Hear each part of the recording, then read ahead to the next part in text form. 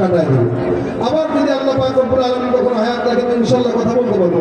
আজকে যা বলেছি এতটুকু পর্যন্ত সবাই মিলে আওয়াজ দিয়ে আমার সঙ্গে লাস্টে একটা গজল হবে। আপনাদের না করতে আমার তো আলহামদুলিল্লাহ। হ্যাঁ আমি বেশিক্ষণ বলতে পারবো না। অনেক ভাইরা আমাদেরকে বলে যে আমরা গজল চর্চা করি কিন্তু গাইতে পারি না, ভুল ভাল গায়। এক সময় বাংলাদেশে ওয়াজে গজল এগুলো চলতো না। আইনুদ্দিন রহমতুল্লাহ আমাদেরকে শিখিয়ে গেছে।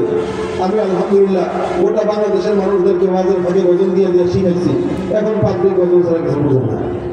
এখন ওয়াজের মাঝখানেও গজল শুনতে চায়, কেমনও গজল শুনে। আগে গানের প্যান্ডেল হইতো আপনাদের এই টাঙ্গাইলগুলোতে, অনেক জায়গায় গান হইতো, গান। এখন আর আলহামদুলিল্লাহ হয় না, ঠিক না? ইসলামী বিপ্লব হয়ে গেছে। এই জন্য এই বিপ্লবের একটা অন্যতম মাধ্যম হলো ইসলামী সংস্কৃতি, ইসলামী সঙ্গীত। এই সঙ্গীতের মাধ্যমে বাতিলের হৃদয়ে কম্পন সৃষ্টি করা যায়, ঠিক না? হাসান বিন সাবিত রাদিয়াল্লাহু তাআলা সঙ্গীত না কবিতার মাধ্যমে কাফেরদের হৃদয়ে কম্পন ধরায় দিতেন। আল্লাহ পাক রব্বুল আলামিন আমাদেরকে যারা বাংলাদেশে খেদমত করে যাচ্ছে আল্লাহ পাক আমাদের কথা উত্তরসূরি বানান, জোরে বলেন আমিন।